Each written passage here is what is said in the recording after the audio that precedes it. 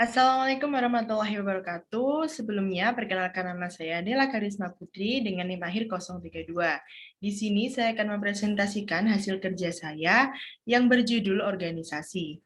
Baik, yang pertama, pengertian dari organisasi itu sendiri. Organisasi secara etimologi berasal dari bahasa Latin yaitu organizer. Kemudian dalam bahasa Inggris yaitu organis, yang berarti membentuk suatu kebulatan dari bagian-bagian yang berkaitan satu sama lain. Organisasi adalah wadah berkumpulnya sekelompok orang yang memiliki tujuan bersama, kemudian mengorganisasikan diri dengan bekerja bersama-sama dan merealisasikan tujuannya. Dan yang selanjutnya yaitu organisasi adalah wadah yang memungkinkan masyarakat agar dapat meraih hasil yang sebelumnya belum dapat dicapai oleh individu secara sendiri-sendiri. Menurut James L. Gibson tahun 1986. Ada banyak motivasi yang mendorong seseorang untuk masuk ke dalam organisasi. Di beberapa motivasi atau tujuan seseorang bergabung ke dalam suatu kelompok organisasi adalah yang pertama yaitu kelompok atau organisasi sering dipakai untuk memecahkan masalah-masalah di kehidupan sehari-hari. Dan yang kedua yaitu mencegah kesepian maupun kerenggangan. Ketiga, kelompok dapat memberikan bantuan pada saat kesusahan ataupun kita menjumpai masalah. Dan yang keempat, yaitu kelompok dapat memberikan tujuan dan nilai hidup yang lebih baik dalam perilaku maupun kesetaraan kelompok. Dan yang terakhir yaitu kelompok sosial, kerja, dan bermacam-macam kelompok lainnya yang memberikan prestige, status, maupun pengakuan pada diri kita. Selanjutnya yaitu tujuan dari organisasi itu sendiri, yaitu yang pertama, mencapai atau merealisasikan keinginan ataupun cita-cita bersama dari setiap anggota organisasi. Dan yang kedua yaitu mendapatkan keuntungan dan penghasilan bersama-sama.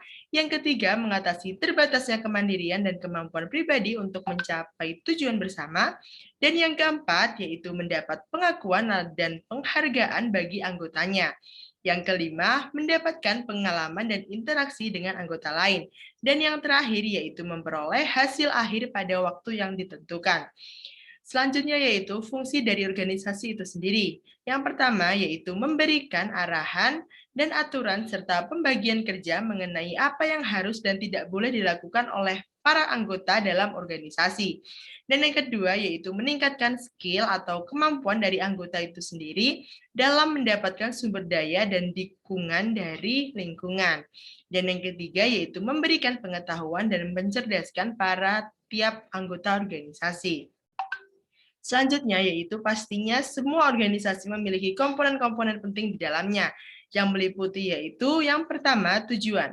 Tujuan sendiri merupakan motivasi, misi, sasaran, maksud, dan tujuan yang akan dicapai dalam rentang waktu tertentu. Tujuan berdasarkan rentang dan cakupannya dapat dibagi dalam beberapa karakteristik antara lain yaitu yang pertama tujuan jangka panjang, yang kedua tujuan jangka menengah, dan yang ketiga yaitu tujuan jangka pendek. Struktur. Struktur organisasi adalah susunan komponen-komponen ataupun unit-unit kerja dalam organisasi. Struktur organisasi menunjukkan adanya pembagian kerja dan menunjukkan bagaimana fungsi-fungsi ataupun kegiatan-kegiatan yang berbeda-beda tersebut diintegrasikan secara dikoordinasi. Struktur organisasi sendiri merupakan deskripsi bagaimana organisasi membagi suatu pekerjaan dan melaksanakan tugas ataupun pekerjaannya dalam rangka mencapai tujuan bersama dalam sebuah organisasi.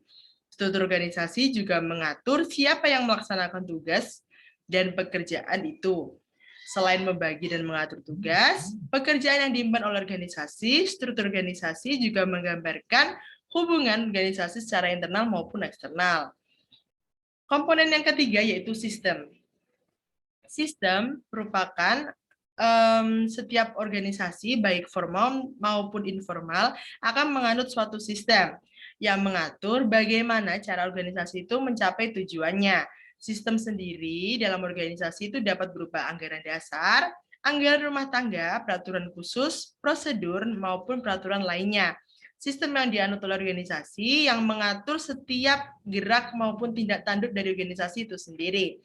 Sekalipun sistem itu dibuat oleh seorang, namun setiap orang harus memiliki komitmen yang tinggi untuk mengikuti sistem tersebut. Apabila sistem tersebut dipandang perlu untuk diperbaiki, Maka sistem tersebut bisa diperbaiki agar kembali sesuai dengan kebutuhan dan kepentingan dari organisasi itu sendiri. Organisasi yang diatur oleh sistem atau rule by system memiliki sistem yang berkesinambungan sekalipun ada orang yang keluar ataupun masuk ke dalam organisasi. Fungsi yang keempat yaitu fungsi dari organisasi dalam mencapai maksud dan tujuan organisasi. Ada 4 fungsi organisasi yang sangat perlu diperhatikan yang berkaitan dengan manajemen organisasi, yaitu yang pertama, planning atau perencanaan, yang merupakan rencana-rencana yang coba disusun oleh pengelola organisasi seperti rencana kerja atau kegiatan serta anggaran diperlukan. Teknis pelaksanaannya bisa melalui rapat-rapat seperti rapat kerja dalam pengurus organisasi maupun rapat anggaran. Dan yang kedua yaitu organizing atau pengaturan. Dalam hal pengaturan, unsur yang diperhatikan dan diwujudkan ke depannya. Dan yang ketiga yaitu accounting atau pelaporan, yang merupakan unsur wajib yang harus dilakukan untuk menunjukkan sikap atau rasa tanggung jawab dari pengurus kepada anggotanya ataupun kepada struktur yang berada di atasnya. Yang keempat yaitu controlling atau pengawasan.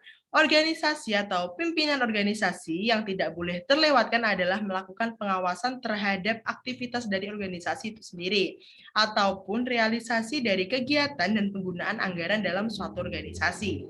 Dan yang selanjutnya yaitu teori organisasi ada 5, yaitu sebagai berikut. Yang pertama yaitu teori klasik atau teori struktural.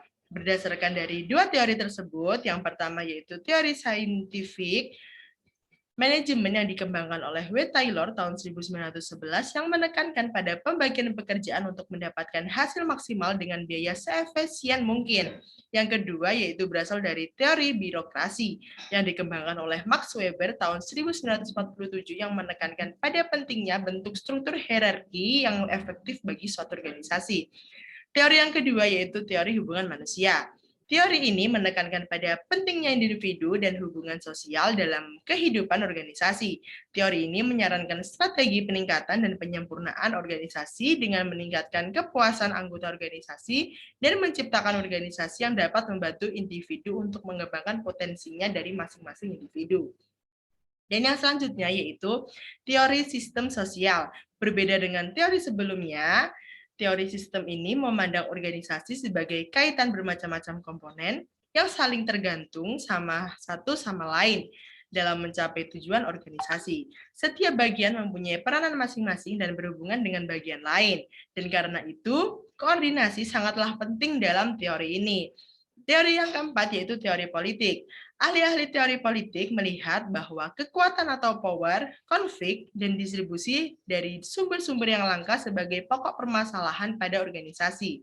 Dengan kata-kata lain, mereka memandang organisasi sebagai arena politik yang hidup, yang berisi suatu variasi kompleks dari kepentingan individu dan kelompok. Yang kelima yaitu teori simbolis. Teori ini membayangkan suatu dunia yang berangkat secara signifikan dari aturan-aturan tradisional mengenai pemikiran rasional. Perspektif teori simbolis ini didasarkan pada suatu seri asumsi mengenai hakikat organisasi dan tingkah laku manusia. Dari presentasi yang saya tuturkan tadi, saya akan menarik kesimpulan dari presentasi tersebut, yaitu pada dasarnya orang tidak bisa hidup sendiri, karena sebagian orang memiliki tujuannya yang dapat terpengaruh dan terpenuhi apabila ada interaksi sosial dengan orang lain. Sebagai makhluk sosial, manusia tidak bisa hidup sendiri. Karena itu manusia memiliki kebutuhan terhadap manusia lainnya. Karena itulah biasanya manusia berkumpul dan membentuk suatu kelompok yang disebut dengan organisasi. Organisasi sendiri merupakan suatu sistem yang mempunyai struktur dan perencanaan yang dilakukan dengan penuh kesadaran di dalamnya. Di dalamnya terdapat orang-orang yang bekerja dan berhubungan antara satu sama lain dengan cara yang terkoordinasi, kooperatif, dan dorongan-dorongan yang guna untuk mencapai tujuan-tujuan yang telah ditetapkan. Betapa pentingnya ya organisasi sebagai alat administratif dan manajemen dalam melaksanakan segala kebijakan maupun keputusan yang dibuat pada tingkatan administratif maupun manajerial. Baik, mungkin saya dapat akhiri presentasi saya kali ini. Apabila mungkin ada yang salah dari tutur kata saya, mohon dimaafkan. Saya akhiri. Wassalamualaikum warahmatullahi wabarakatuh.